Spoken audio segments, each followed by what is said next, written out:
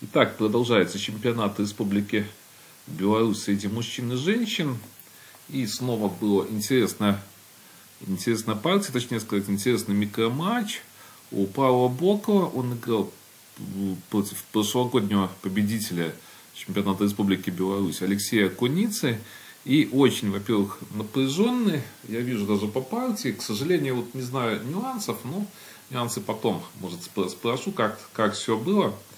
Но очень напряженный, наверное, была определенная доля стресса. И вот интересный момент, было недавно в телеграм-канале тоже интересная партия, то есть интересно достаточно, один из оппонентов выиграл, и во второй расслабился и быстро проиграл. Вот я тоже думал, что такая ситуация, но нет. Посмотрим две партии, что-то быстро посмотрим, ну а что-то будем рассматривать. То есть что-то будет интересно, как я всегда говорю, а что-то и не очень. Вот давайте смотреть. Вот здесь, конечно, это первая партия микроматча. Алексей пошел Е6, и вот этот ход проигранный. Надо было играть ЕД6 в этой позиции. ФЕ. Ну и вот если этот вариант идет, то вот такая вот мысль. То есть здесь вот встретилась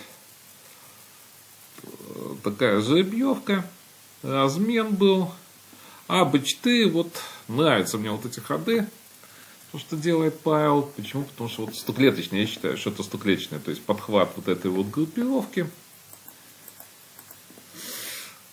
Ну вот такая позиция, размен, и вот ЕД6. Но мне вот ЕД6 чуть, конечно, не нравится, наверное, какой-то либо другой ход, либо HG7, потому что ЕД6 все-таки образуется вот эта вот группировка.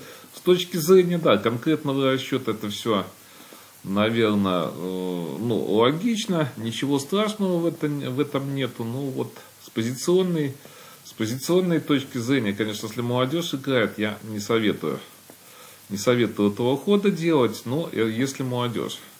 Алексей международный гроссмейстер, поэтому есть свои наработки, есть свои позиции, поэтому, конечно, вот он, наверное, сделал этот ход.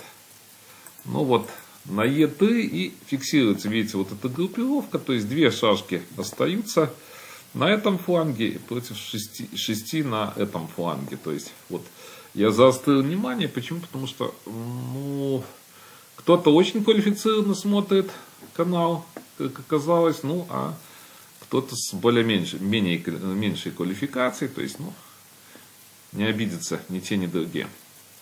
Вот BC5 ход, и вот такая вот позиция. HG3, вот здесь ED4. Как показывает партия, позиция, собственно говоря, ничейная вот эта. Давайте вот посмотрим ход HG7. Меняться кроме размена не видно. Я тут одну идею покажу просто. Мне вот хочется сильно показать. FE5. И вот DE7. И надо, конечно, EF2. Других же ходов нету. EF2. И вот здесь вот жертва интересная. Но она стандартная очень жертва. И EF4. На BC3. То есть идея такая. Нападаем. И вот если здесь вот маленький сюрприз ждет.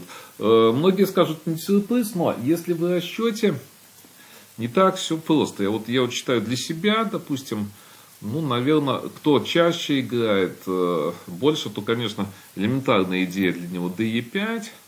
Но вот о чем я хочу вам сказать, что этот чемпионат достаточно вот ярко проявил то, что молодежь, допустим, очень много играет в интернете, и вот, может, даже старшее поколение где-то что-то и не видит, простое достаточно. Почему? Это вот все из-за практики, я считаю. Потому что есть уже моменты, как вы, даже кто смотрит, вы поняли, о чем я говорю, наверное. Но вот эта вот позиция получается ничейная, естественно. Вот Алексей пошел EF2, ой, нет, ED4. позиция, и назад, естественно, и вот в этой позиции FE7. Ну, естественно, я хочу BC7 и CB6, поэтому надо AB6 ход. Ну и вот EF6 он просто ошибся, то есть может цейтнот, может еще что-то. Ну, потом я это узнаю, наверное, потом я даже, может, вам скажу или в комментариях где-то напишу, как тут что было, может, что-то было, что-то, может, что-то показалось в этот момент. Потому что партия такая интересная, напряженная, я считаю, была, и счетная. Но вот в партии было FE, и непонятно, что делать. То есть, если куда-то нападают, то в ответ можно нападать, можно подождать и напасть. То есть, вариантов много. А вот здесь вот простой вот этот маневр, и Павел выиграл вот эту партию. Давайте посмотрим вторую. Во второй Алексею надо было побеждать. И так достаточно завязалась борьба. Ну, если честно, вот если с точки зрения ничьи за белых, Павел играет черными, извиняюсь, Алексей белыми, насколько вы поняли. С точки зрения ничьи, ну, я вот думаю, что, честно говоря, можно просто сыграть вот так вот. Ну, и я не думаю, что здесь проблемы были бы с ничьей. То есть, позиция достаточно простая. ЖФ, ну, с другой стороны, здесь тоже простая. Вот позиция получилась очень простая. Может, я и не прав, что перед этим сказал, но давайте смотреть. Ну, я бы тут чуть-чуть по-другому делал ходы, но вот, в принципе, делали. И, ну, я думаю, что не все правильно делали, но вот у меня стоклеточный стиль чуть-чуть по-другому. Кое-что бы сделал, ну ладно. То есть FE7, ну вот стандартная FG5. То есть вроде бы ничейная позиция, но вот как раз-то игра завязалась. Ну, GF2 вот как раз-то ход, ну, он единственное, даже не знаю, как тут по-другому походить. Понятно, GF сразу шашку не будешь ставить под игру, потому что DE и EF, и это все ясно с этим ходом. А вот GF2, ну здесь вот. Давайте несколько моментов посмотрим. Понятно, что не проходит вот эта вот идея, мысль.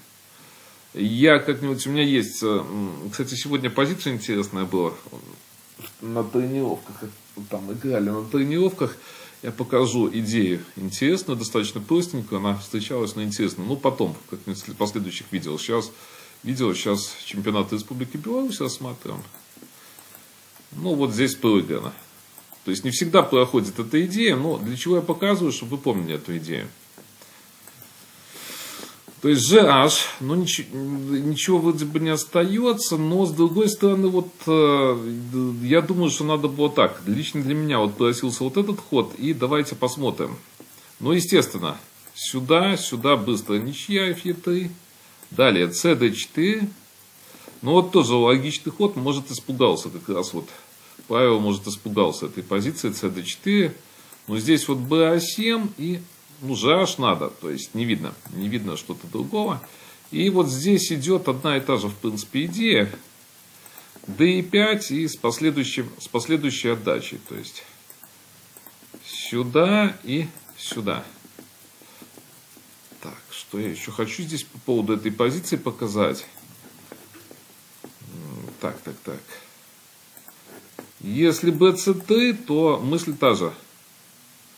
DE сюда и, ну вот, отдавать. То есть, ну, здесь это я показал чисто идеи. Понятно, что я показал идеи. Это, наверное, не сильнейшие где-то какие-то моменты показал, но я идеи чисто показал. А вот GH4 было в партии. И вот такая позиция получилась. BC3. Ну вот здесь, если в 100 клетке интересный момент бы был в 100 клетке. То есть EF6. Не 100 клетки даже, может, в русский, это тоже вот такая идея, видите, есть. 100 клетки, я имею в виду, что грозит здесь на CB4 вот такой вот удар FG3. Ну, естественно, здесь надо по-другому, здесь надо ED4 и так далее. Ну, здесь вот Ef6, я говорю, что Ef6, и все закончилось. Так, ну вот в партии был BCT Ef6 и DE3. Ну вот, знаете, я здесь бы, ну, вот, наверное, сейчас я смотрю позицию, ну, наверное, все-таки в партии, да, я бы пошел в хиты. То есть идея какая? EF. И вот играли бы вот эту позицию, то есть вот эту сложную позицию бы играли. Ну, вот этот, я хочу напасть. И вот позиция получается. И вот играли бы вот эту сложную позицию достаточно. И вот здесь вот есть идея. То есть надо куда-то уходить сюда, вот эту сложную позицию поиграли. Я думаю, что вот так вот надо было все-таки белым ходить. Потому что вот на этот, на FG7 ход, вот ловля здесь простая. То есть на главной дороге, я к чему говорю, что на главной дороге здесь не постоишь на главной дороге.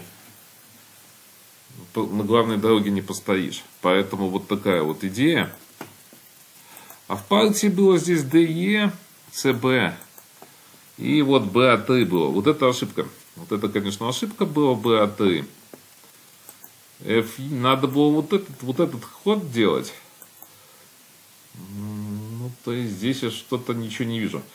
Вот этот ход и BA3 я вот не вижу ничего. Ну, здесь пошли вот в эти сложные позиции достаточно. Хотя она, я думаю, что ничейная эта позиция. Ну, даже вот здесь на H8, да, пошли. Наверное, на F6. Но уже я говорю, что напряжение большое, я уверен, было. То есть, во-первых, первую партию выиграл. Тоже, ну, вот я не зря перед этим рассказ привел. Что было, вот недавно прочитал буквально на днях в телеграм-канале. Интересный рассказ, но это типичный рассказ, очень типичный. Ну вот, возможно, что так надо было. То есть, вот здесь он, в конце концов, проиграли. Проиграли черные эту позицию. Алексей выиграл и сравнял счет. Ну вот, я думаю, такая интересная дуэль получилась между Павлом Боким и Алексеем Куницей.